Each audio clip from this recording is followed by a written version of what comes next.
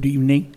I'd like to welcome all the guests on this panel discussion on the book Work 3.0 by authors Avik Chanda and Siddhartha Bandyopadhyay. And this event has been brought to you by Indo-British Scholars Association. In short, we are known as IPSA, the Bengal Club, and the University of Birmingham. The future of work will be shaped by several factors, including technology, globalization, demographics, and the nature of work, and the workplace and the workforce. The book Work 3.0 talks about what will the worker, workplace, and work itself look like in the future. And this is a very interesting and a topic which I think is going to excite all of us, because we all have to now think of what the work and the workplace will look like in the future. And the COVID has really brought in many ways of we can look at work, and I think all the large corporations, even small companies, are struggling. What's the best way forward? We're going to have a panel discussion, which I'm sure will be very interesting and thought-provoking on the book Work 3.0, which has been, as many of you would know, has been recently launched. We are fortunate to have the authors Avik Chanda physically here, and Siddhartha is there joined us through Zoom from Birmingham. You're in Birmingham, Siddhartha? Yes. Yeah. Internet connections. You can hear us, Avik? Can you hear us? Sit. But we can't hear him. No. Yeah, we great, can't hear him. great. We No, cannot hear him. no, he said we can hear. Achha, theek hai. Yeah. Avik, I got frozen for a minute, but yes. right, great. Avik is an author, columnist, and business advisor with more than 2 decades of experience with Big Four consulting firms. His book, From Command to Empathy, featured in Amazon India's best reads for business strategy and management. His other book, which is in completely different field, Dara Shoko, The Man Who Would Be King.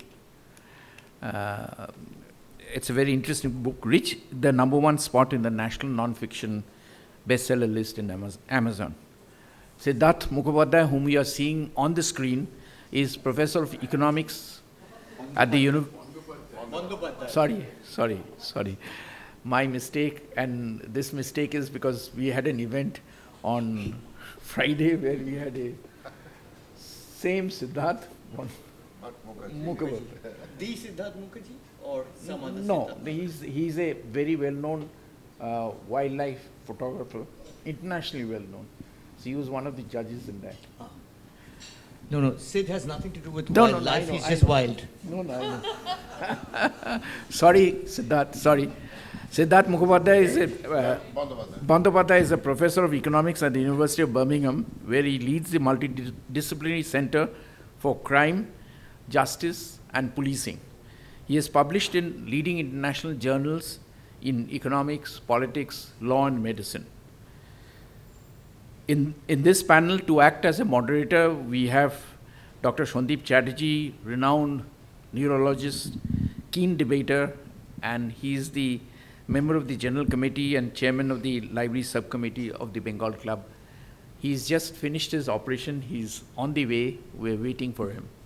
And I'm sure he'll join us very soon. As panelists, we have got 2 very eminent corporate personalities, Barsha Sanyal and Joydeep Gupta. I think my secretary has been made blunders on these. It's all the same. Huh? Yes, JD is best. Joydeep Gupta. Barsha Sanyal is a partner in PricewaterhouseCoopers and currently leads one of their largest global competency centers, the India Acceleration Center. She has been part of the core team in 2010, which established this center in Kolkata. She has been heading this center from 2015 and has been instrumental in growing it to a 17,000 plus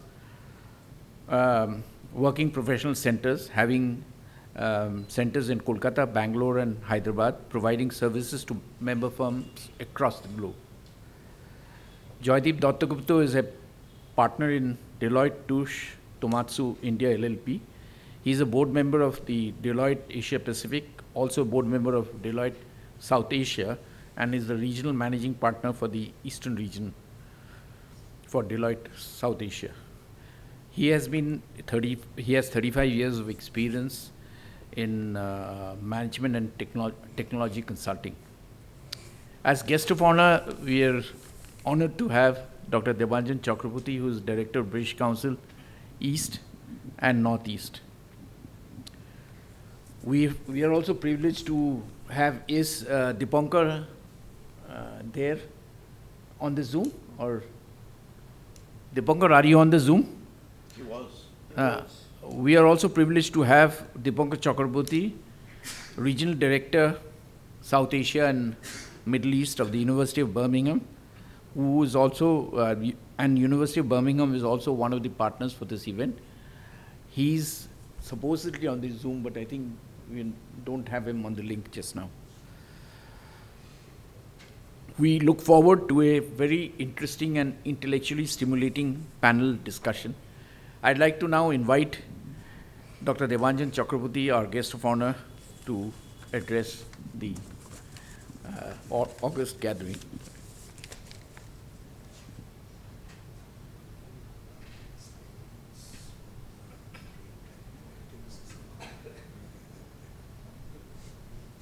I think so.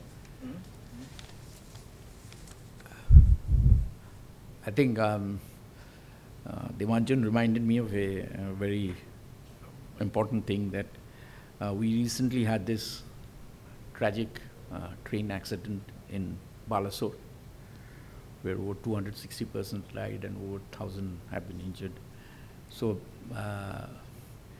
we would like to observe a minute of silence for all the victims of this train.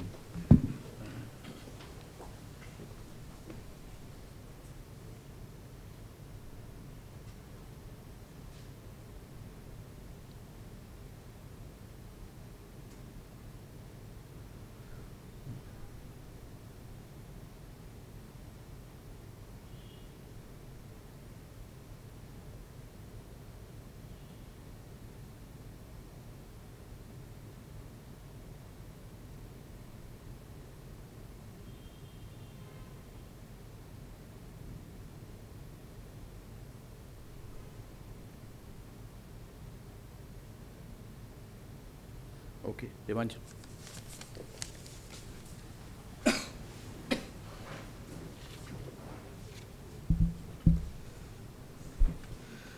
Thank you, Subhrata, for inviting me for this wonderful book event.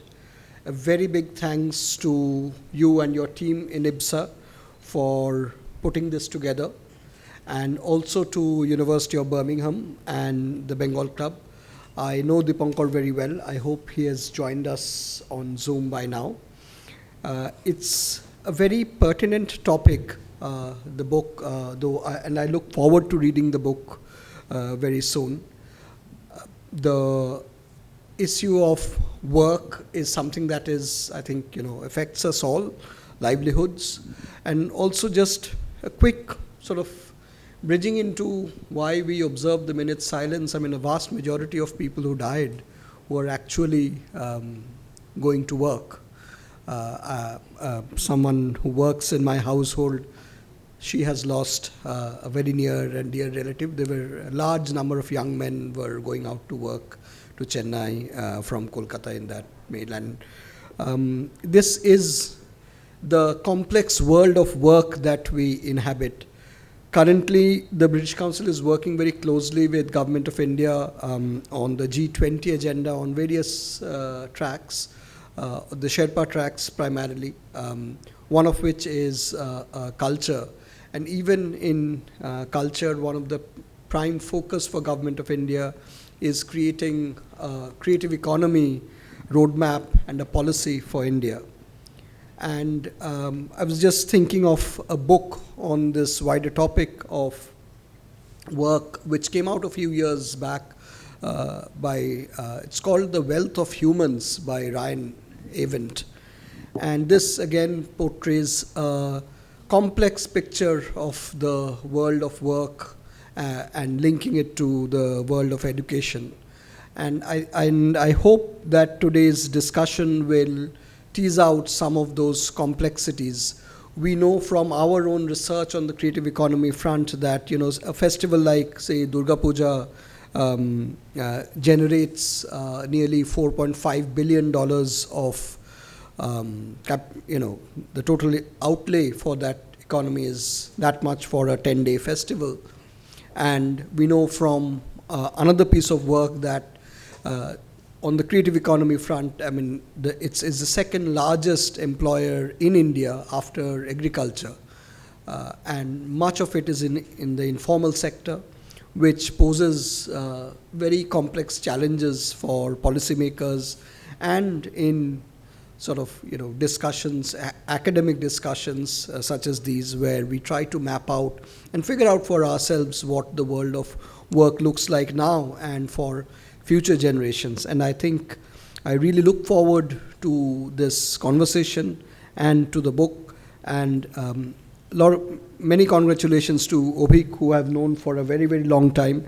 And I marvel at your intellectual range. I was just reading about the G20. I have to write a piece on G20 for Economic Times, and I was just going through some of the background reading on the thematic, and your reference to Darashuko, your book came up in some of the readings, so that's quite interesting. And Professor Siddhartha Bandyopadhyay, my congratulations to you, and I hope we meet up sometime very soon. Joydeep, you have been a sort of, a mentor of sorts, a Dada, so, and I look forward to you.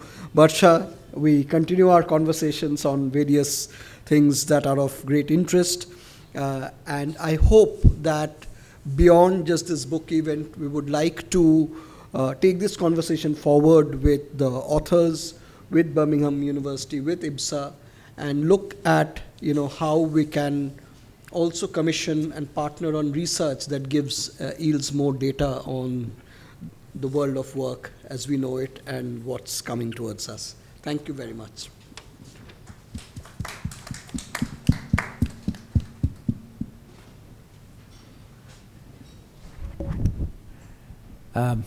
As our moderator, Dr. Sandip Chatterjee is on the way, because he had a operation which I think took much more time that was planned, and therefore he's coming from the Park Nursing Home.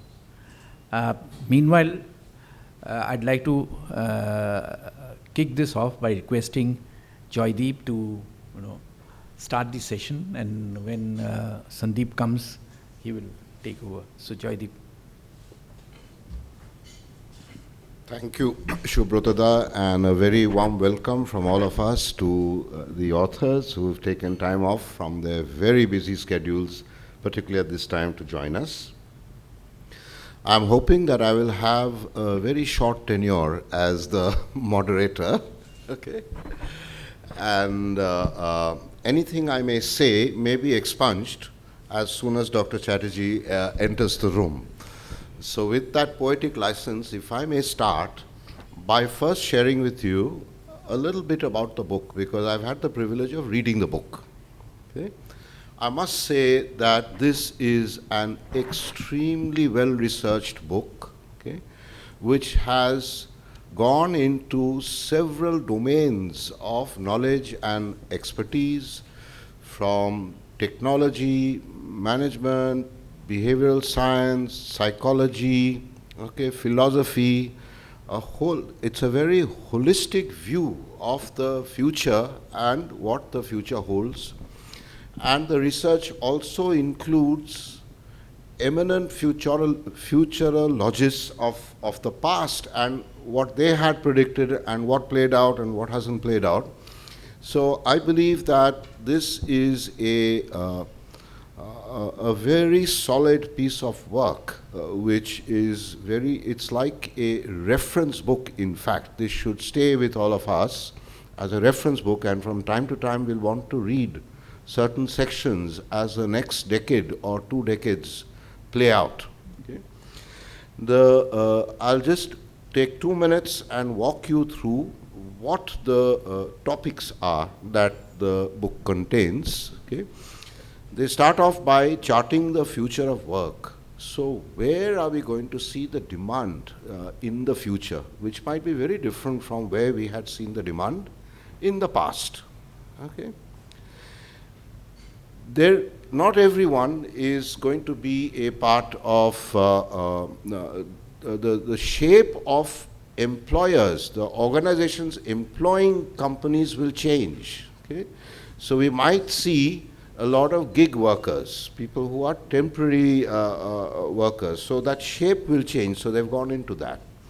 They've gone into artificial intelligence, and interestingly, there will be certain ethical dilemmas. For example, you can use artificial intelligence and some algorithm to decide which prisoners should remain in prison and which prisoners should be allowed out of prison. Okay? Now, is that something we really want to leave to machines to decide, or should there be some human intervention? Manufacturing. Okay? Much of manufacturing is going to be automated away, so it's going to look very, very different. Now, leading on to technology and employment. So there are 2 schools of thought. Okay. There are those who see gloom and doom, saying machines will do everything. So there will be no jobs left for anyone, right? And then there's another school of thought which is no. Machines will take away all the drudgery. And there will be many more jobs created in more interesting areas which call for creativity. They've then gone into a detailed analysis of different industries and how they will be affected, which leads them into the next chapter on sectors, domains, and skills which are in flux. What will be the emerging jobs? What will be the waning jobs? What will be the emerging skills and what will be the waning skills? Okay? How much of work will be performed by gig workers and how much by so-called employees? Now, in the future, the next topic then is what will be the behavioral competencies required in the future? Okay? Will they be the same as what they've been in the past, or are we going to see issues such as how stress is managed, resilience, empathy, right? The past was not so much about empathy, but the future is going to be much about empathy, okay? The future is going to be much about creativity, okay? And then they've spent some time in discussing what is flow, okay? When you're in the flow, okay? Which itself makes fascinating reading. They've then gone into the education to support all of this, innovation. What is this Indian jugaad all about? Is it something to be proud of, or is it something not to be proud of? So they've engaged on that topic. Okay. Startups. Okay. Then a huge, important topic today, which is mental health.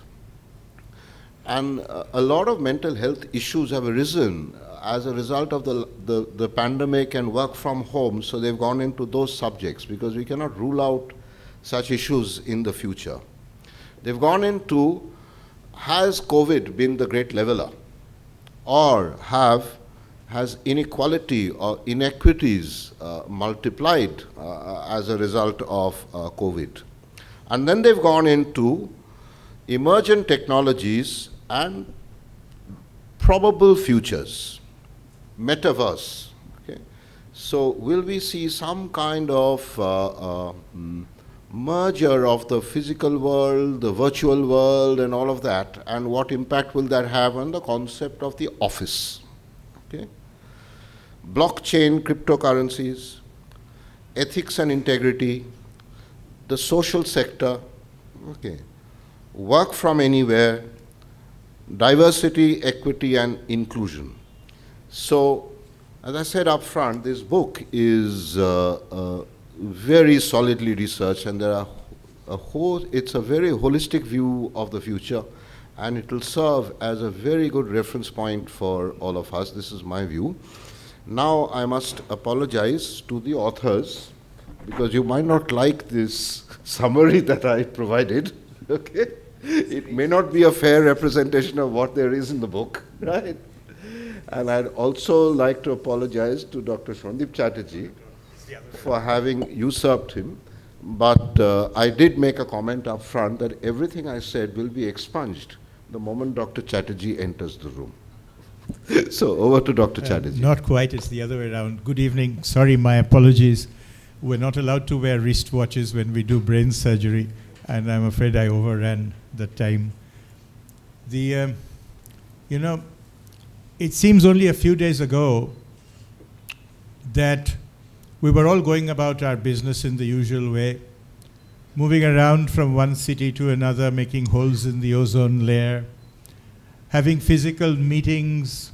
People in PwC and Deloitte were busy flying all over the country, trying to increase their business. People from the British Council were traveling to and fro from London to see the Queen or her successor. And we were all traveling, and professors of neurosurgery were traveling around the world giving lectures, when suddenly the whole of the human race was brought down to its knees by a brainless blob of RNA. And brain, unfortunately, may figure a little bit on what I say for reasons which may be obvious. But, you know, when Avik first asked me to come and talk this evening, or to ensure that everybody else talks this evening about the book, I thought quite rightly that I was probably the most incompetent person to review a work of literature. And having in my company 2 authors and 2 people from the so-called Big Five of this country made me feel even more nervous than I normally am when a microphone is held in my hand. And I really thought, you know, asking a brain surgeon to talk about a book on work ethics is a bit like asking your hairdresser to talk about your brain. Because the problem is not only a problem of perception of depth, it's also a problem of depth of perception. And I seem to be suffering from both when I talk about this book. But apart from welcoming people who are already on the dais and apologizing to them, I think we go straight on to the book. And I think I have to start off by asking a question to at least one author who's seated next to me, and then we can travel to the University of Birmingham and see if we can break the lock jam on the M6 and enter into the university area and find out what we're doing. But, you know, everything in this book is prompted by that little brainless blob of RNA I referred to. And of course, what it did, and I think you refer to this in your book, work changed, work values were rearranged, and somewhere we members of the Homo sapiens species realized that our position is probably no longer on the top of the ladder that Mr. Darwin had told us about some years ago. In fact, we realized positively that we were way below the top of that ladder. And I think this is something that you brought out in your introduction to the chapter, and therefore I will begin by asking you this question, that what you think changed in terms of work and work values and work ethics as we suffered the brunt of this pandemic? And what, above all, made the two of you want to write this book? Joydeep, thank you so much for this very insightful and astute question. Debanjan, Joydeep, Subhrata, thank you all very much for your keynote addresses. Why don't I try and take the second question and then ask Sid to do the first part. The second question is a very interesting one, and for us it was almost existential. Now, we began the book in earnest in 2020, and we completed it. We submitted the final version of the manuscript in, I think, November, December, so winter of last year.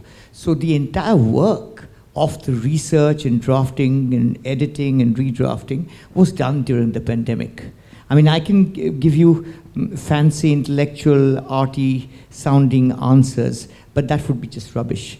The truth is, first and foremost, Sid and I, because again, in the UK, as you know, it's one of the other very few economies in the West where there was almost total lockdown and tremendous amount of trials and tribulation and hardship for everyone. We wanted to make sense of what was going on, of our lives, to just retain our sanity. I can't go more basic than that. And rather than focus ourselves in a very bleak and uncertain present where we didn't know what the next moment would hold, we wanted to use this book, one of the main purpose, to anchor ourselves in the hope of a better future. So to go beyond the present, that was one. The second is things were unraveling. As you said, work, ethics, the entire rubric of work, worker, workplace was undergoing a transformation. And we wanted to learn. And we said, right, let's not be selfish. While we are learning, let's pass it on. So that was really it.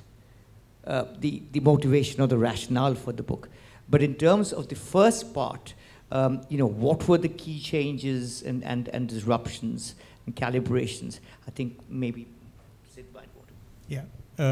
Do you mind if I call you Sid, or do you want me to call you Professor Bhattacharya? Bandyopadhyay, sorry. I'm not Professor Bhattacharya anyway. Yeah, But, Professor Bandyopadhyay.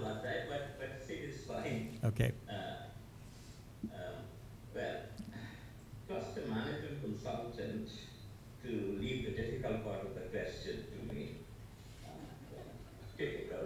But let me actually come in on something and say, Avik seems to have a good rationale for writing the book. I often wonder and think, exactly why did I agree to write the book? All I can say it was a weak moment, a mad moment. But a moment, now that the book is out, I would say, well, all's well that ends well. But going back to the substantive question on what's changed, I think we have to understand, even before this brainless piece of RNA, there were things in the workplace which were changing, driven by three things. One, and these three things are sort of connected. One, globalization. Two, technology advancing at a really rapid pace. And three, and this is always policy driven, I think because of globalization, because of sort of the way, and this is something that was mentioned in the introduction, our sort of consuming miles and traveling and sort of destroying the planet, we finally perhaps came to the realization that, we have to sort of make some earnest effort to save the planet. And so,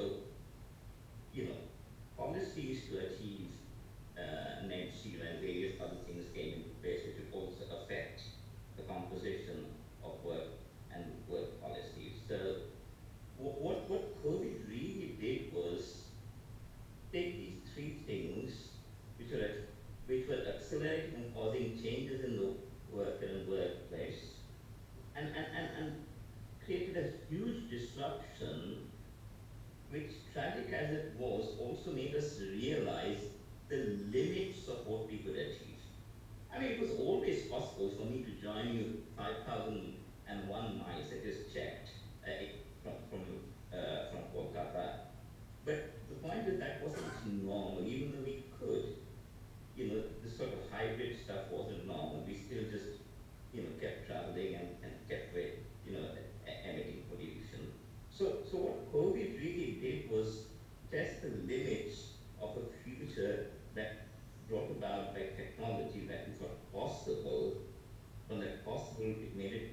into one which is probable and which is happening. That's sort of general answer.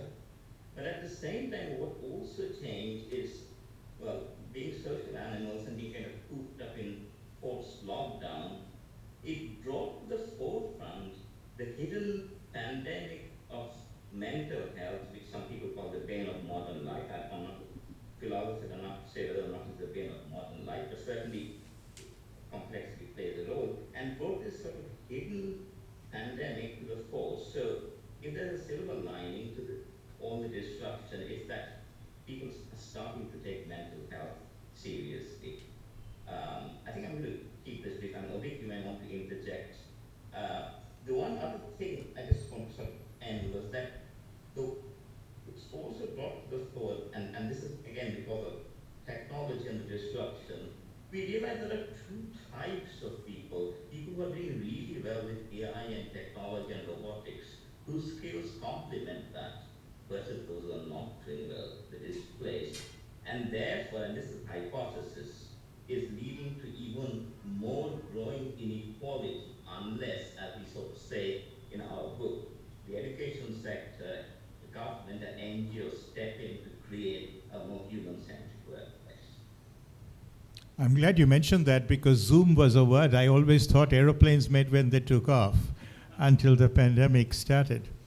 In fact, I was immensely amazed at the amount of neurosciences you have in your book, because there's a lot about the brain, there's a lot about mental health, but we'll come to that in the course of time.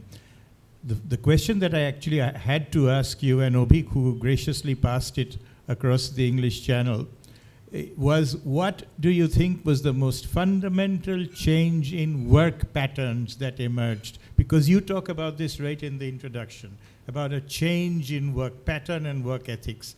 Ethics is something we'll talk about later, but work pattern, what do you think was the most fundamental change in work pattern? Well, I suppose the fundamental change was that worker and workplace are no longer united, right? So you can work without a workplace, you can be a worker without a workplace, because there's, so I think the separation was probably coming anyway, but this whole pattern where these three are no longer interconnected in time and space, I think was a sort of fundamental change that we realized was possible. And it was forced on us, but we realized that's absolutely possible. Whether it's good, bad, the ethics, we'll come to that later. I tell you what was the most fundamental change in my life, if I may say so. It was the first time as a professor of neurosurgery, which I had been for 18 years, that I learned to give a lecture wearing a shirt, a tie, a jacket, and shorts underneath. Because, of course, the camera didn't record my shorts. But on a more serious note, getting back to Avik, why work 3.0? I have read a little bit of the answer in your book, but I think the audience really want to know it. Sure, absolutely. Thanks, Joydeep. Now, any kind of a labeling of historical timelines will, by definition, have to contain a certain degree or element of arbitrariness. I mean, think of the classics, for example, when we're talking about Hobsbawm, right? The Age of Empire and this capitalism, and of course what he calls the short 20th century. For most people who lived through it, it wasn't short. But again, he ended, I think, with 1991 or 1994. So there will always be a sort of arbitrariness. We talk about the first industrial revolution and we'll say, all right, we're going back to the 1780s, 1790s, up until 1815s, 1820s, you know, just the end of the Napoleonic era as the high noon. That has not come down to us from heaven, from God, right? That in itself is an artificial construct which has been created, which has been crafted logically to make sense of a particular historical epoch and the changes that they generate, that they spawn. In our case, we were far, far less ambitious. We said, if you want to take a ground zero, and we had a dual ambition. The principal area of focus of the book is India and Southeast Asia, but we also wanted to cover the major themes where there are parallels across the world. So we said, okay, what could be a kind of timeline that works for India as well as kind of globally? Now, coming out of the ashes of the Second World War, if you take the period of post-45, 46 to 47, as a global period of reconstruction or reliving, really, reimagining to live. And that coincides with 1947, where India becomes independent, becomes a sovereign nation. And so we said, okay, if you take that 46, 47, if you take a 47, that's probably not, I mean, we can at least argue, we can defend that that is the beginning of a 1.0 in the 20th century, in the mid-20th century. The second one, which is far more easier for us to defend, is globally, worldwide, and I hope Joydeep and Barsha will agree with me on this. When we talk about 1990, 1991, across the world, that is taken to be, because of all the great strides and advancements, the beginning of the information technology revolution, right? And you take 91, not only did India join that bandwagon and become very, very much at the forefront of that process, 91 also is a clean break from the past in terms of the economic liberalization policy. So we said, all right, if we take 91 globally as well as in India, there is a lot of credence. There's a lot of logic to saying, okay, this is a clean break from the past, a disruption, not more of the same, and that's work 2.0. And last but not the least, we said, 2020, that brainless lump of RNA hitting the world and the world not having a clue, we said work 3.0. And I just want to finish by saying, you talked about Darwin. Sid and I have had multiple conversations where we talk about Harari's work, not 21st Lessons, but the one before that, Homo Deus, where with all kinds of caveats and saying that, look, I could turn out to be entirely wrong, and he was, he said, floods, wars, pestilence, since the biblical times, these have been the trio of the bane of human existence. That has now been conquered. That has now been vanquished, been abolished. And what we have to look forward to is immortality. We are far from that, as Sandip mentioned. Yeah, and I think you've devoted quite a lot of the book to this as well, I noticed when reading it. But I think the time has come for us to not be seen as being impolite and keeping the only lady on the dais quiet. So we will have to get her into the act. And, I think chapter 1 is the best place to get her into the act, because chapter 1 basically says that if I apply for a job and go to PwC wanting a job in PwC, they'll look at me and say, you're not even fit to enter these door leave. And yet, when you ask PwC, how are they recruiting people? They say, we don't have anybody good enough to recruit.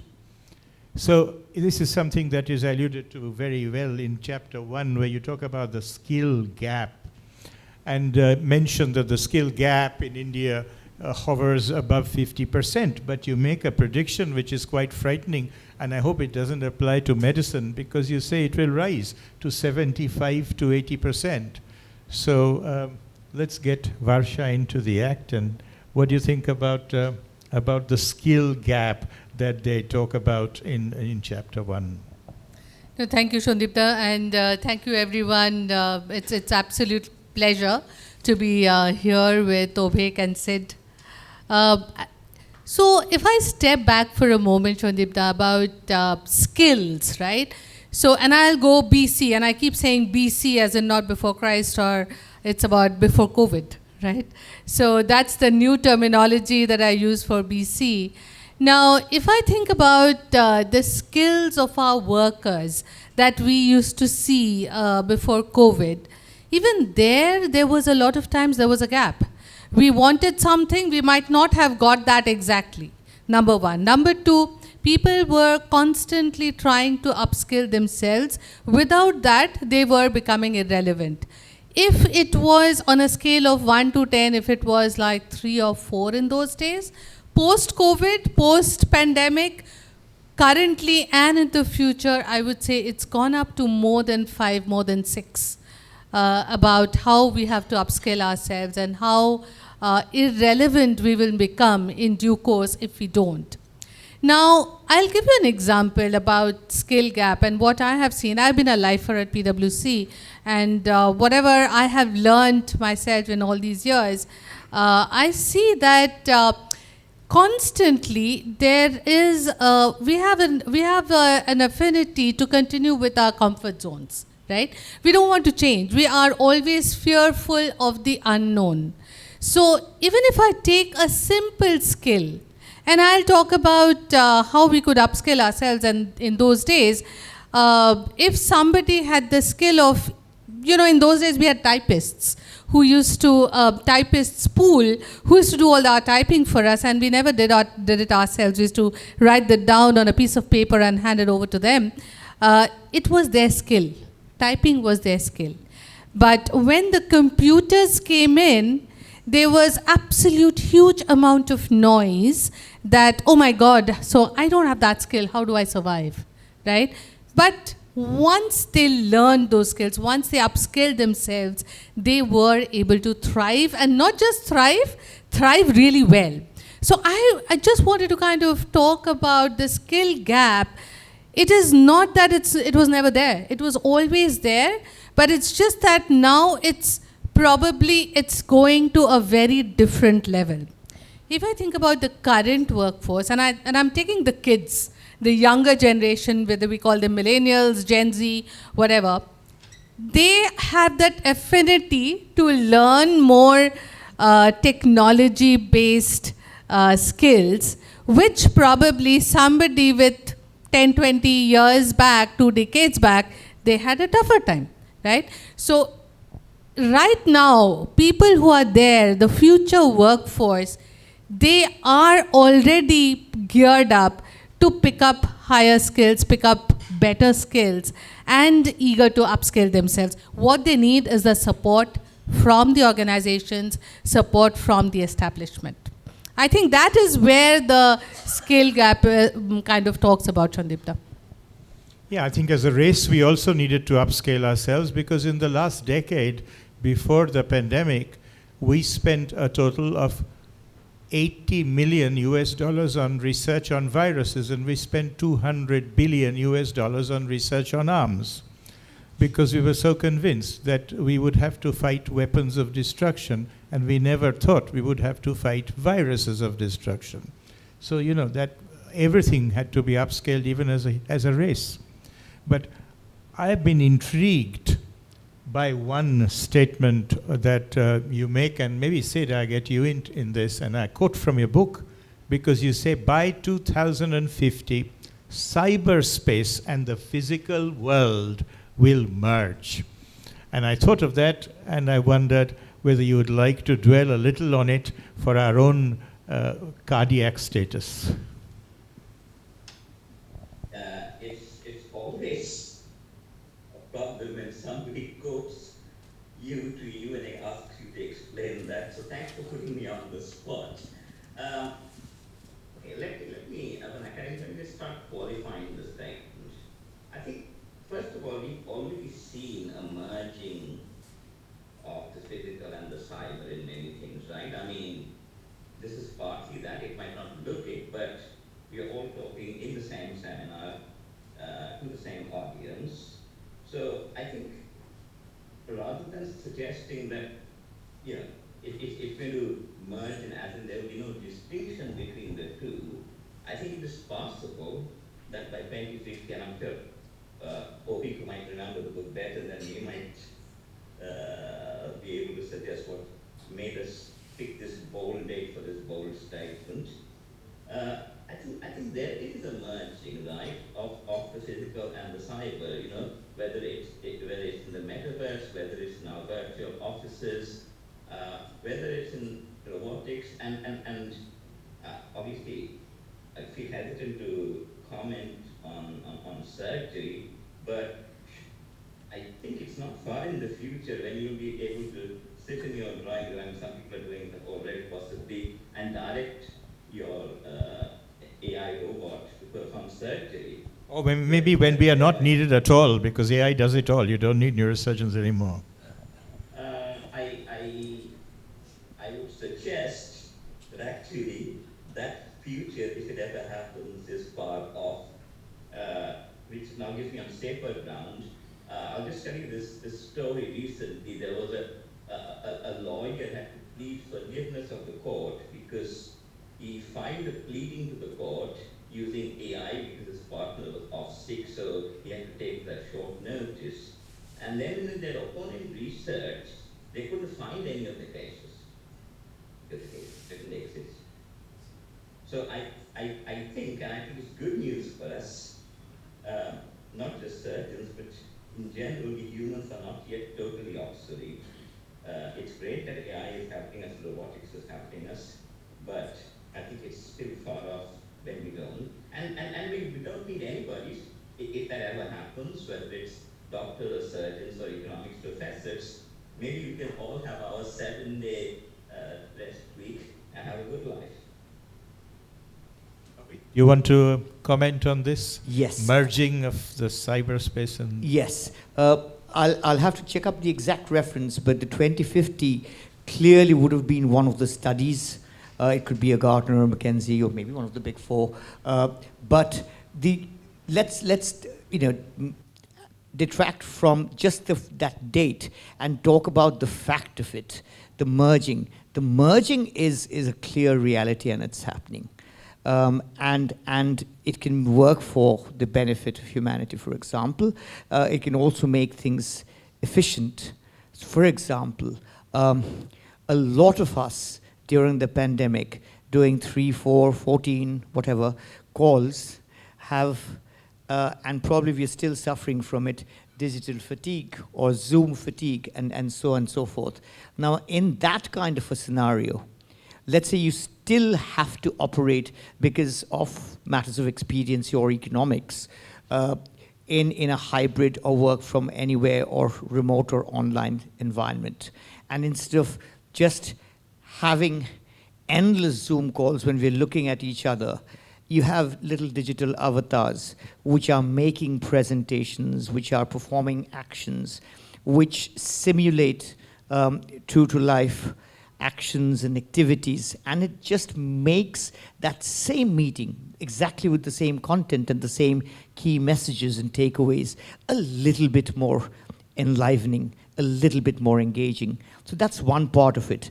And the future isn't far off at all. I, for example, during the writing of the book, and he's one of the guys who's reviewed it and who's also been quoted in the book. Prasad Kaipuram, he's from South India, I think Hyderabad based.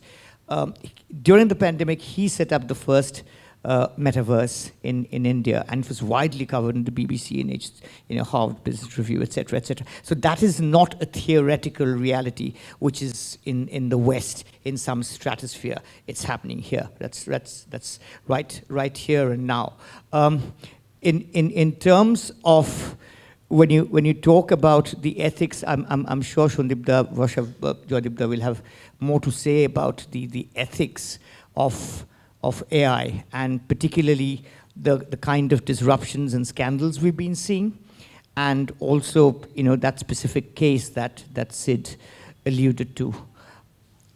Now I'm going to go completely out of my depth, and like a murid or a shagird to his peer, I'm going to do this and this, or maybe it's the other way around, and make a couple of comments about surgery, if I may. Go ahead. And it can be brain surgery as well. Let's see. I've been fortunate that we've had the opportunity to interview a whole number of people who are stalwarts, who are international experts. And one of them, I'm sure you know him personally, pediatric surgeon, a legend, a living legend like you, Shondipta, the Professor Mohan Gundeti at the University of Chicago. And he has the unique distinction, and we're all proud of him as Indians, of doing the first robotic-aided remote surgery on the internal organs of a child. And that was way before the pandemic. So why am I saying this? Is because this year, a large chain of hospitals in India, I don't want to mention the name because I'm not batting for anyone, but they have ordered a very, very extensive set of machines which help to do the same thing.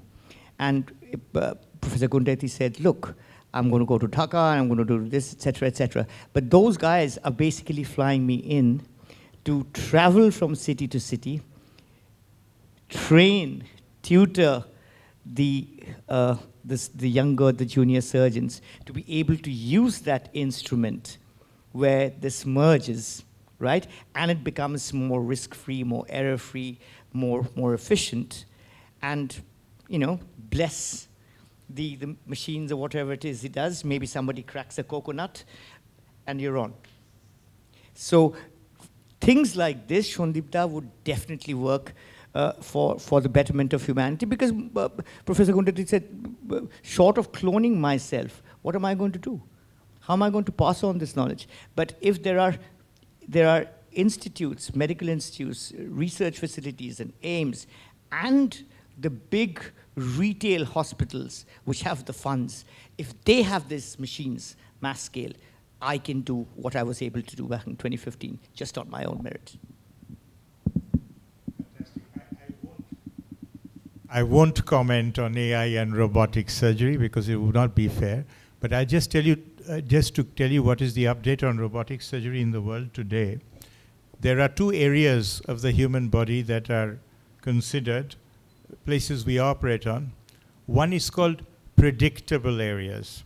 So for example, if you're operating on a prostate cancer or you're operating on a child with a kidney problem, this is considered a predictable area because we know the geography, which we call anatomy, of course, just to make it sound more bombastic, and we know the reaction of these tissues.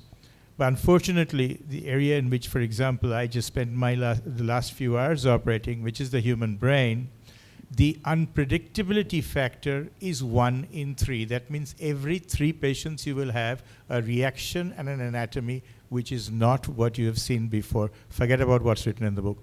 So for these unpredictable zones, we still do not have enough AI and robotic information, which I'm sure we'll build up. Thankfully, it will not be during my professional life. But I'm going to get Avik into a little controversy because he was trying to drag me into one as well. And that is in the next chapter, and we'll get Joydeep to comment as the authority on this matter. He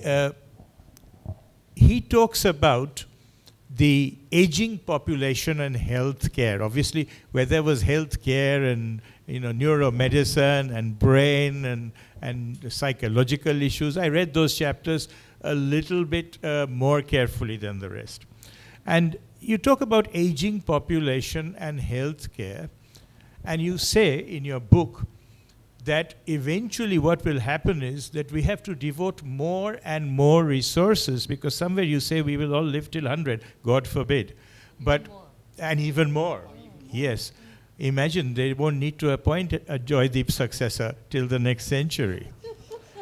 And the point is that, do you think that's actually realistic? Because are we really going to have more and more investment as we grow older and older? In this country, healthcare investment has been going down in geometrical progression every decade. Not that we are having an older population, we still have a young population. But really, on a serious note, I think the thing that you talk about, which is problems of aging in India, will predominate, I have a quarrel with. Because I'll tell you why. And there are people from the police in the audience, so I'll take an advantage of using their presence. to tell you that in this country, one person dies of a brain stroke every 30 minutes. In this country, one person dies of a heart attack every 20 minutes. But in this country, one person dies of a road accident on our roads every 6 minutes. So if you think that aging population is going to be a problem in this country because we're all going to die of heart attacks and strokes, that's not true. With a younger population, which is increasing by leaps and bounds, perhaps you should also consider that trauma will be a leading cause of that. And already India is considered the world capital of traumatic injuries and traumatic deaths. World capital.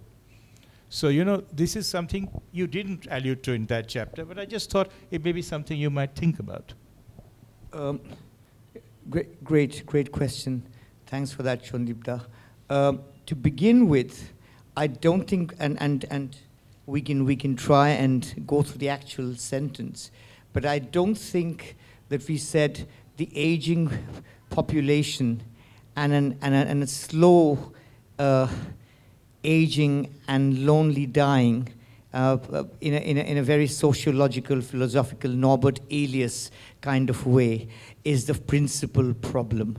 What we said is that for a very populous country like India, where we always say our biggest asset is our demographic dividend, where, X percentage or more than 50% are millennials, more than 60% plus, is millennials and Gen Zs, etc. That is not going to remain the same in 20 or 30 years. So that will definitely be a problem. That's number one. Number two, let me give some anecdotal evidence. We're talking about investment in care, not necessarily health care, but caregiving, right? Now, let me ask the members of this audience, 20, 25 years ago, right, when the world was younger, we were younger, had a lot more hair, difficult to imagine. Did you ever hear of these organizations called Barsha and Tribeca and all of these 20 years ago, 25 years ago, 30 years ago? I'm sure not, right? Not only are they coming up right now, they're proliferating. They're not just proliferating because it's an easy way to make a fast buck. They're proliferating because the aged need emotional support. The aged need physical attention. The aged need psychological support. And there are people who are representatives who make rounds earlier, and since you allude to the police force, let me do that as well and pay you back the compliment. Pronam used to make rounds. Now they don't. Why do I know? Because the Tribeca and Porsche representatives come to our complex and they come in once a month and they have conversations with my parents. Pronam has ceased to do that. Maybe the occasional Shubho Vijaya over WhatsApp. Okay? All right. Good. Third, I'm not done actually. Go on. So again, there are multi-storied complexes. There are community kind of things where the big thing was every big multi-storied complex becomes a mini township in itself.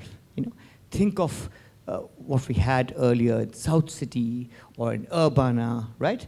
You have everything from a clubhouse to a grocery to a gym to a mini theater hall, etc., right? 10 years back, 15 years back, I'm asking you to really rack your memory and tell me if you had communities, specific communities that were built, designed, custom built for the aged. And I'm not talking about the UK or the US here. I'm talking about India. I personally know of communities that have come up of Jaipur, of Gurgaon, of Noida, of Ghaziabad, which specifically will have the ramps will specifically have much more sort of, soothing and easier slopes for people to walk, for people to ply, for people to use their walkers. I don't want to go on, but what I'm saying is from the Tribacres and Portias to specific community complexes that are meant for the aged. This didn't exist 20 years ago. It does today, and it's going to increase. Time will tell. You'll be around, I'll be around. We'll have this debate. Thank you for clarifying that. And I think this is a very good point that the authors do make in the book. By the way, the best way to get the authors to talk about the book is to provoke them slightly. But because I may be at risk for misquoting the book, I'm going to read out a paragraph of sheer neurosurgery from the book. And a very intriguing paragraph of neurosurgery. And this is what it says. It says, neuroscientifically, and then we'll ask Joydeep for his comments because he's the most experienced person of interpreting brain reactions on the dais. It says, neuroscientifically, any stress creates a conflict between different parts of the human brain. The prefrontal cortex, the seat of intellect and analytical thinking, processes and internalizes the stressor, viewing its urgency within the overall scheme of things. But the amygdala, which is, by the way, a part of the brain, which harks back to the age of dinosaurs, sees every stressor as critical, triggering the fight, flight, freeze reaction within a fraction of a second. And really, I found this the most intriguing piece of neurosciences in your book. And it's correct, I'm not disputing it. But I just thought that you might want to elaborate on what you call the mindful and the non-mindful response to stress. And maybe Joydeep, who's read the book, will elaborate further on that after you tell us a little bit about your idea about mindful and non-mindful response to stress. Because stress is something, let's face facts, we've suffered an overdose of in the last 3 years. I think the question is to you, sir.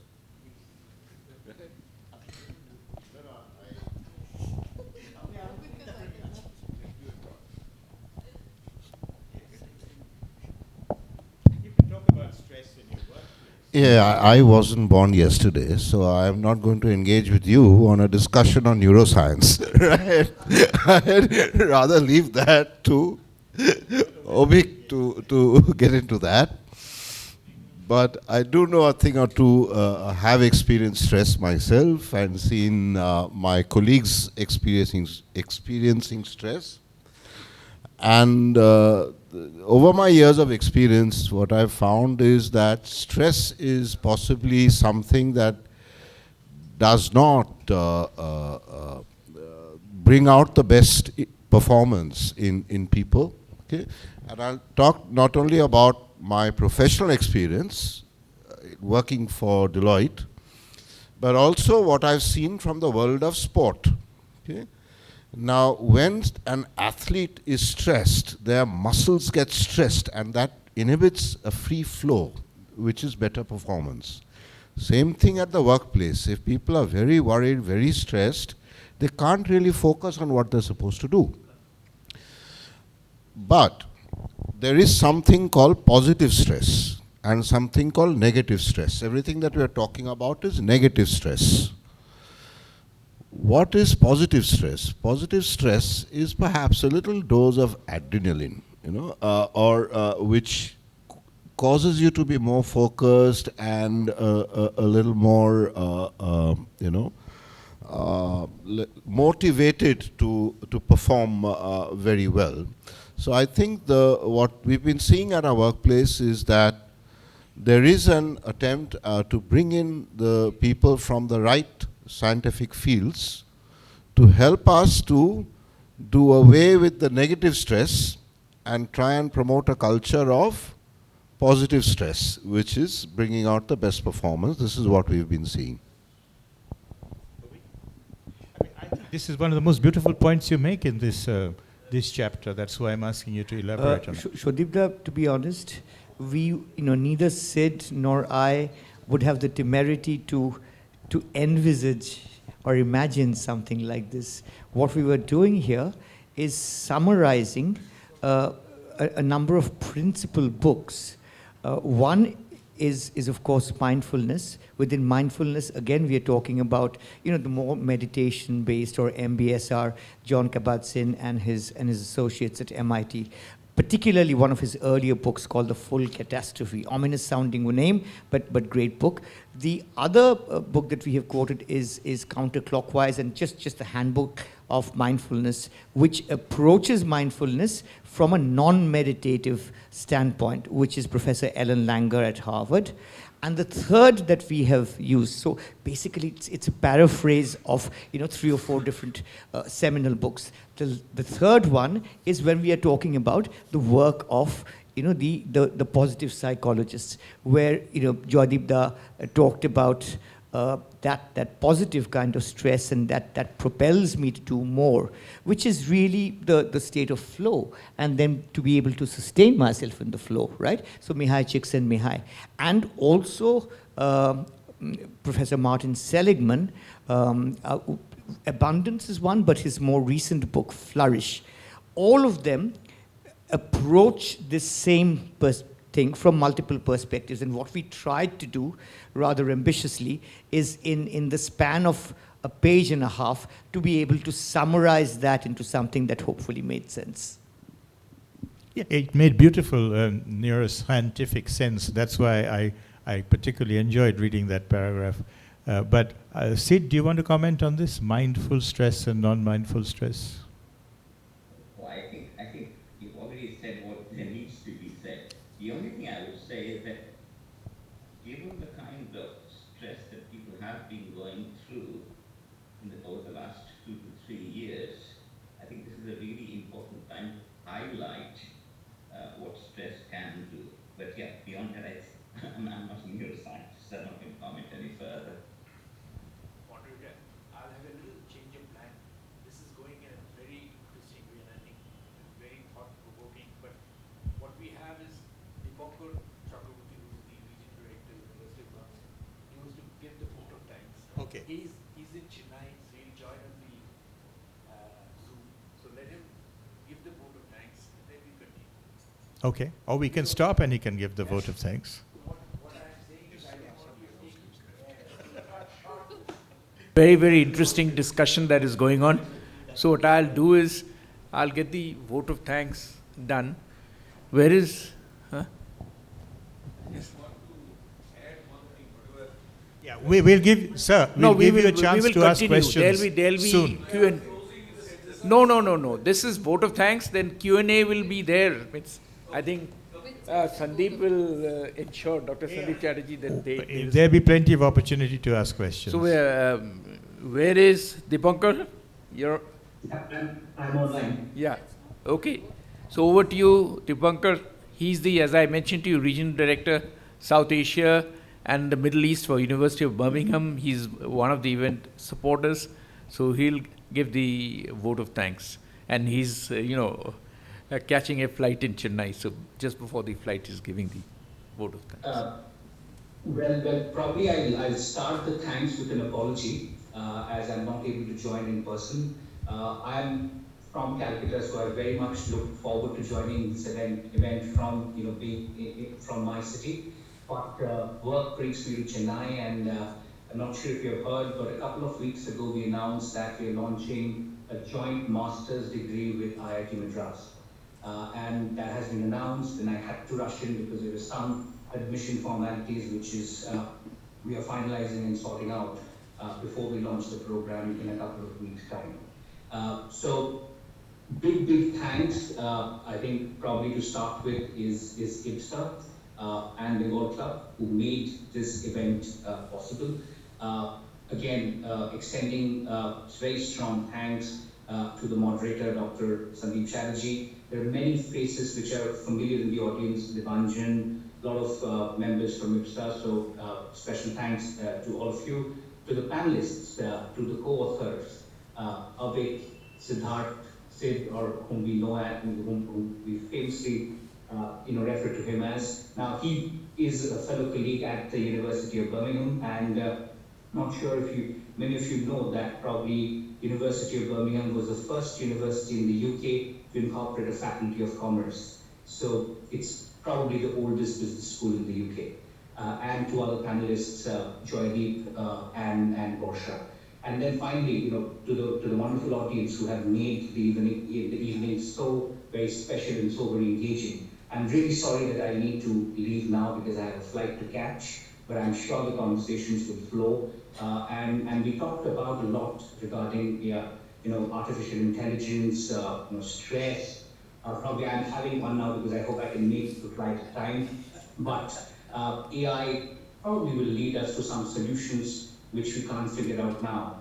And hopefully it's not about just artificialness, or as they say, the reality away from all virtual but no reality. So probably I'll end my comments here with a big thanks to all of you, and again seek your apologies for not having to be made there in person and for me. Thank you very much. And we appreciate that you have a flight to catch, so hopefully you will not miss your flight. If you do, come back and join the program. Sure. I hope that will be the scenario. Thank you very much. Yeah. So we were talking about stress, and from that stress there is another big chapter, which is something that we really should have paid a lot more attention to, but we haven't as a species, which you talk about, which is mental health. And I think this is something we all realized during the pandemic. First of all, there was the mental health of not being able to go to PwC or Deloitte, but having to stay at home. Second was the mental health of suddenly having to turn digital. From physical to digital is a transition which was not easy. It certainly didn't come very easy to me. It probably came much more easy to the younger generation, but not to us. And most of the people on the dais do not belong to a younger generation from me. The third thing was the stress of seeing what was happening around us and how fragile were the strings of life holding human existence together, and how everything could succumb in a matter of seconds. And for people like us, there was the additional stress of working in hospitals that had COVID patients. And I can tell you, there are a lot of medical personnel who worked in hospitals with COVID patients who still cannot forget the scene of those bodies in black bags being taken away. All this left an indelible impression of stress in all our minds. And the authors very rightly talk about the need to concentrate on mental health. And that is not referring to the mental health of our politicians, but the mental health of citizens in this country. And I think we should really get you into this, and I'll ask Joydeep, because this is a very, very serious part of the book, I think. And I think we have ignored mental health, and you make this point, and I think you also make the point that we should definitely spend more resources on mental health, including mental health at the workplace. Yeah, why don't you start? Great. Since you've mentioned both PwC and Deloitte, right? Let me maybe allude to both of these, if I may. The first one that I'm going to talk about is, Joydeep, correct me if I'm wrong, but this is the first time that a think tank of the caliber of Deloitte or a Big Four has spent and devoted an entire set of studies and reports to mental health in the workplace. And the report that came out in September/October last year, and remember, they were not talking about the entire Indian ecosystem. the survey was mainly around CXOs and CHROs in the organized sector, which is a small proportion, a very small drop in the bucket as far as the overall workplace is concerned. But the Deloitte report says, and I quote, that the cost of low mental health or well-being as evinced through attrition and presenteeism and absenteeism, the cost to Indian employers is a whopping $14 billion every year. This is just the organized sector, so you can imagine what the total figure would be to employers. And this is not counting the cost to employees. So that's the first thing. And I think this is a landmark report because for the first time, and I'm not batting because I've done so many years at Deloitte, but it's taking people and shaking them up and saying, dude, look, see. This was important, I think. So kudos. Now let's talk about PwC. And I'm just going to make a hypothesis, but and you can correct me. When we're talking about the SDC, for example, that you've been leading and that you've nurtured and built up to a phenomenal scale, I'm absolutely sure, because way back in 2004 and 5, where SDC was still very inchoate, Arnab Basu and I were doing some preliminary work around SDC processes in London together. So that's my little brush. I'm sure you've got every single thing worked out, from the capability maturity models to the ISO certifications, to risk management, to issue management, to disaster recovery, to anything and everything that we can think of from an operationalization standpoint and from a project management standpoint. Our recommendation, which you see in chapter 6, is to say that, is not to dish this at all, but to say that this is absolutely essential, it remains absolutely necessary, but in the new order of things, where we have to go beyond tools and technology and framework into the human-centric. This is necessary, it's essential, it's not sufficient. What would make it sufficient? Maybe you already have that, but I'm just, that's the recommendation, because most companies today do not, and you know this. Any company, big or small, which has a workshop, a factory, a karkhana, has to have operational health and standards from a physical standpoint. Otherwise, you're non-compliant, you'll be shut down. But you do not have today a mandate from the government or any other governing body to have an OH&S for mental health. To the extent that the new guidelines that were published during the pandemic in 2021, which is ISO 45003, I'm sure we'll get to a 007 someday, but that's the first one which really talks about the psychosocial risks. And the reason why I know that this is a big thing is, unlike an ISO or CMM or so many of the others, where we have qualified, educated, equipped auditors and people to go through that checklist and sit down with stakeholders and be able to advise or ratify or give recommendations. We don't have that capability of those auditors and experts in India. To the extent, I'm not going to mention the name of the company, that there are large companies that have gone to the British Standards Institute. They're Indian companies, large, 70,000, 80,000, 100,000 people, saying, we want to do ISO 45003, can you help us? And BSI has done that. We should be doing that for our own people.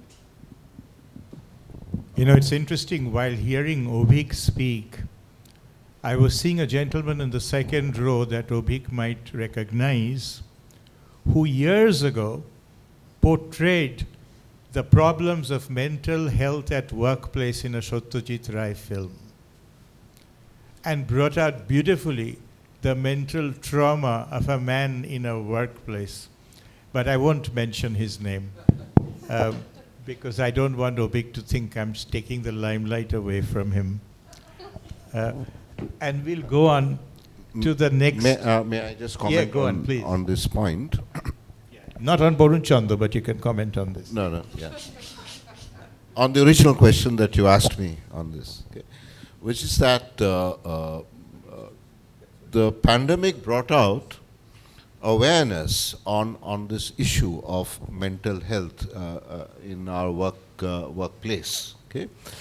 And this has now become a central theme for us at Deloitte, and I'm sure at PwC as well, to the extent that now we have a chief happiness officer at Deloitte, okay, who sits on our executive. So that's the importance of the issue.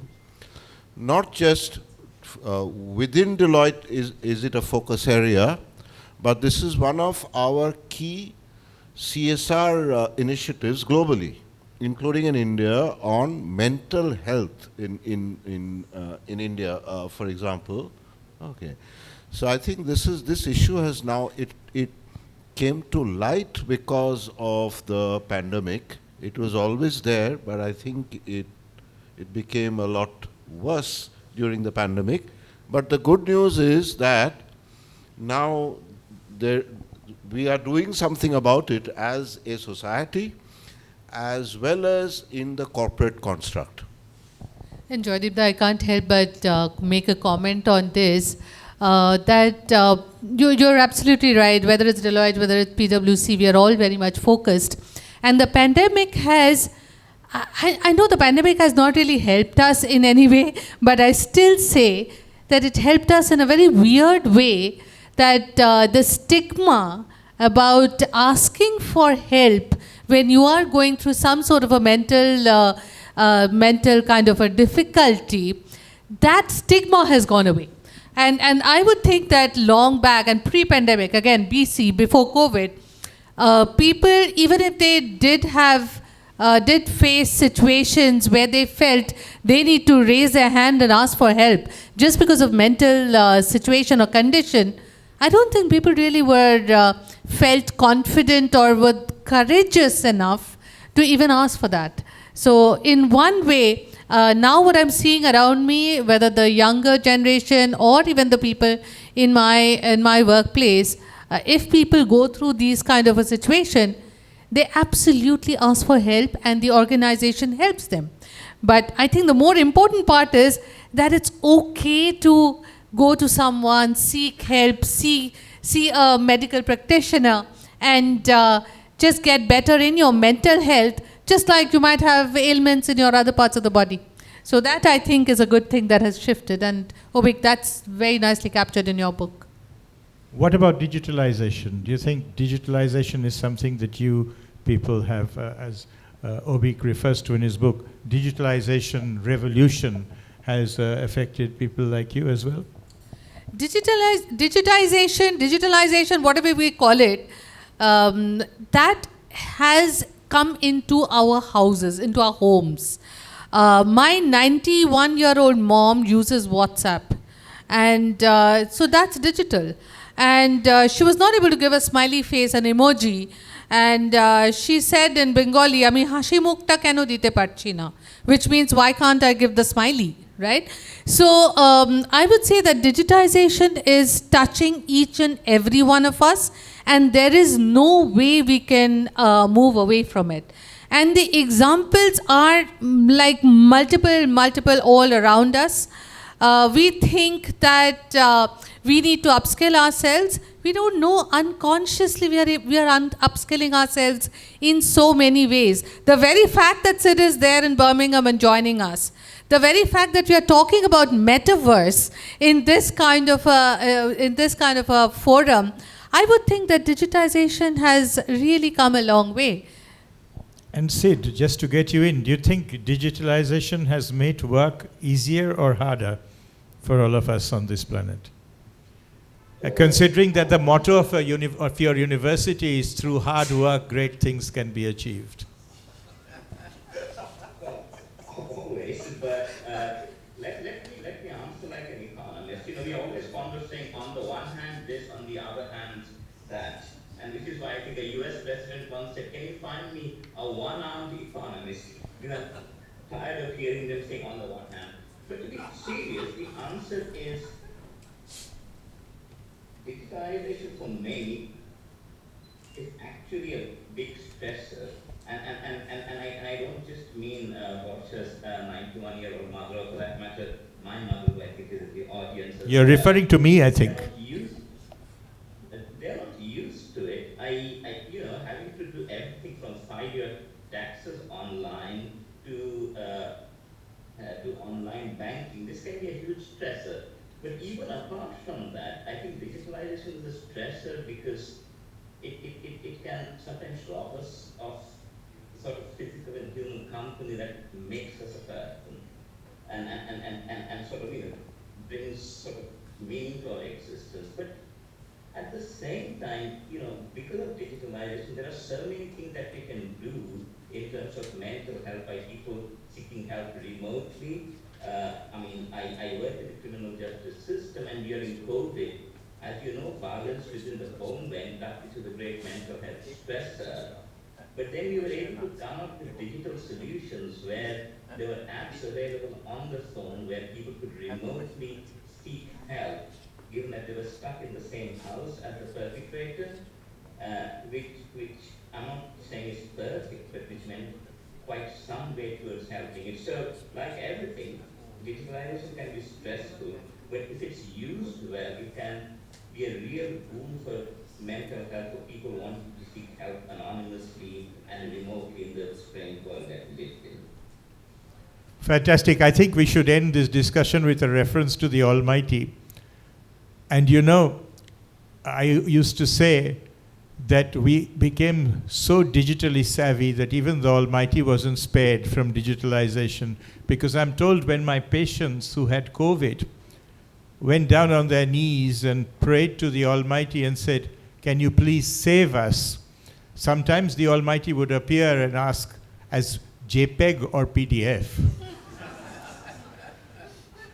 But we'll end here for the moment and very quickly take 2 or 3 questions. May I request that the questions be shorter than the conversation that provoked them, and that they'll be preferably ending with an interrogation mark. Okay, I try to do, but I few things I want to talk, because I have heard very, very carefully what you have said. I am Dr. A.K. Das Biswas. I converted myself from the industry person to the academician. Last August, I had my little cerebral attack, we call. In the morning, I got a little vomiting, then I got unconscious. Anyway, my doctor and other people took me to the neuroscience Mullik Bazaar, and I have been told, the doctor said, that his life is for another 2 years only. When I survived for 2 years, then doctor said, I again understand that he will be like vegetable. I am before you. So my point is, you are talking so boldly about your knowledge, but do you have the knowledge? This is referred to the Isaac Newton, when he said before standing before the sea, that I have been able to pick up few pebbles in the ocean of knowledge. This is my number 1 observation. Secondly, you have talked about stress, but you have not talked about stretch, which we have learned before even digitalization, that I may not be able to touch the ceiling, but I may be able to touch a little more if I stretch. And that trying to reach to the stretch point is the human being success. Today, human being success is because they want to touch the point which is touching by little stretch. So I have heard all these things, but I still wonder that why we are coming to that conclusion. Yes, digitization has done wonder, no doubt of it. But where you can say it is the end, I think no one can say what is the end. Because I understand the percentage I may be doing wrong, because we use our brain probably 5% or something like that. Rest of the things we don't do. If we would have been able to use that, where we would have been. So these are the few things I was pondering while I was listening to you. So if any of you can give a little bit light on this, I'll be very happy. Avik? Thank you very much, sir, for your question and for your observations.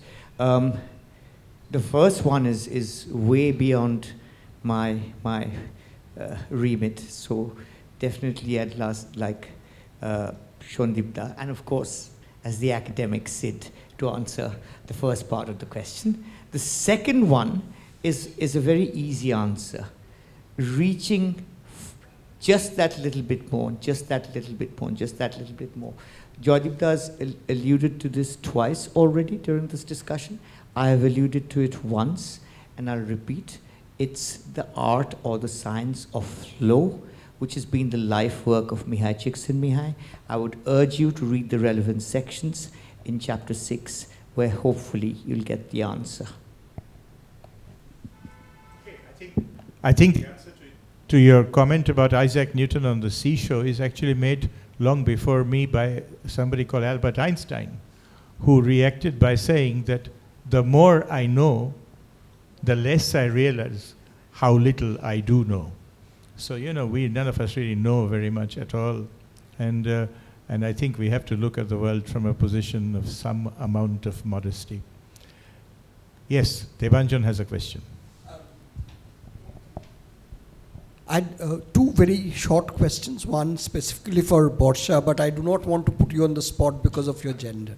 It is a gender question, which is there a gender dimension to the future of work or work 3.0? And the question that anyone can take is, what are the educational implications of work 3.0? So let me take the first one, Debanjan, as you pointed it to me. So, and I know Joydeep was also kind of slowly trying to get me to talk about inequality. And even in the book, there is this discussion about gender. What we are seeing right now, and again, I would take pandemic into account, that people like us who have actually witnessed it, we have seen how badly it impacted the female professionals. Here was a situation where they were going to work every day. The workplace, as Avik and Sid talked about, physically. And there was suddenly, overnight, they were asked to kind of start working from home, which was basically a place where it was more of household work, taking care of the family, taking care of the kids. When they had to convert that into a workplace for them to work, that was a disastrous situation to start with. It was not an easy one.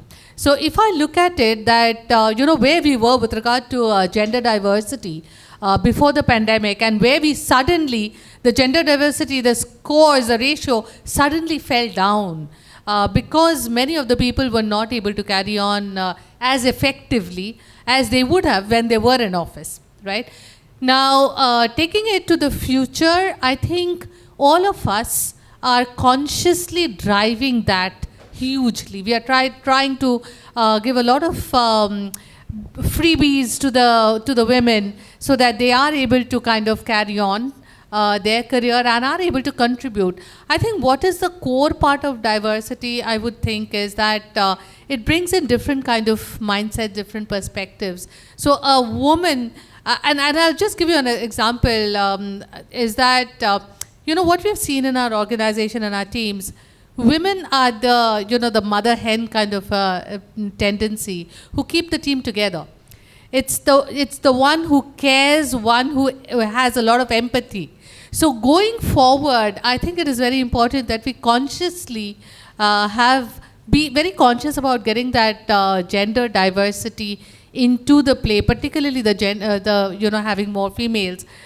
Just to ensure there is more empathy. And I know empathy is a big word in your book, Avik, and I definitely want to leave with that point, that empathy is absolutely something that's essential. You know what's the greatest You know, Devanjan, what's the greatest paradox of gender inequality? Whenever we have a question of gender inequality, we ask it to a woman. Have you ever asked this question to a man? So that itself represents the greatest paradox of gender inequality on this universe. But before we round off, we'll get the last word from Sid, the word about education. Do you want to comment about education? As a professor, you should have the last word. I don't know whether I should have the last word, but yes, given that it's an education, I probably should try and say something and prove that the salary that they're paying me, that you worth it. So let me start with what you said. If you say want a job in Pricewaterhouse, they might say you don't have the skill. At the same time, Pricewaterhouse can't recruit. So I think if this is the real challenge for education, you have a huge unmet demand for labor, and then some people cannot get jobs, which means that it's up to the education sector, and I mean don't just mean universities, to be able to provide the right kind of education and the right kind of mindset. And in today's world, where you require not just technical specialism, but also certain emotional skills that Avik just talked about, you really need to look at your curriculum and think, how can you combine the best elements in STEM education with emotional intelligence, and therefore build that adaptability and that mindset which can make you the desired worker in the workplace of the future. And I say this with all humility, keeping in mind the earlier question. There are many unknowns. The only thing I'm sure about, to quote Bertrand Russell, is that I'm not sure of anything. But keeping that in mind, I really think it's that adaptable mindset that we need for the work of the future. Thank you very much, and I think the last word should be from one of the authors of the book, so we'll stop at that. I started late, and if I finish late, I'm afraid I might lose my membership of IPSA. So I'll stop here and let the president of IPSA have the real last word. Thank you very much, Sandip. I think we had a very interesting, thought-provoking discussion. We could have continued this, but I think there is a issue of time. So therefore I gave signals to Sandip to let's close it, because we had scheduled it for an hour and 10 minutes. I think we've done for 1 hour 40 minutes. That's good. It shows that we really had two great authors, and I must thank both Avik and Siddhartha from sitting right out from Birmingham to have joined us and to have excited the audience.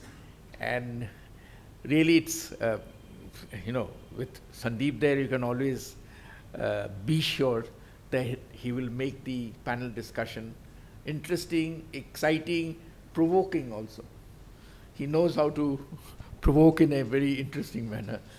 Learned it from my wife. And I'd like to thank the two other panelists, Barsha and Joydeep. I think your presence and your contribution really helped. And I think everyone here enjoyed this whole book event. I didn't think it would turn out to be so good and so nice, and as a token of our appreciation, we would like to give some mementos to our panelists, the authors. First to Dr. Avik. This is an IPSA time, right? Thank you so much.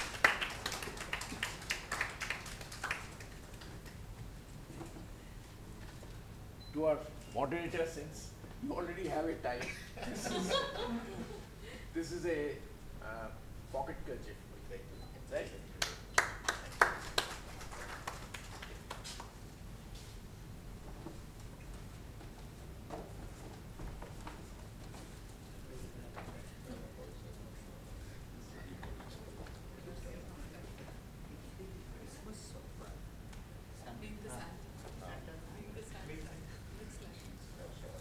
Barsha. I was pretty sure I was not getting a tie. No, no, it's a staff. Thank you. Diversity is well Thank you. taken care of. That's what I said. I was pretty sure it's not a tie. Packaging is excellent. And we got an IPSA logo on the top. I should see that. Yeah. And Joydeep, this Thank is you, a tie Subradha. for you. Thank you. And to our guest of honor, since he already has the tie, I'll give him this pocket kerchief.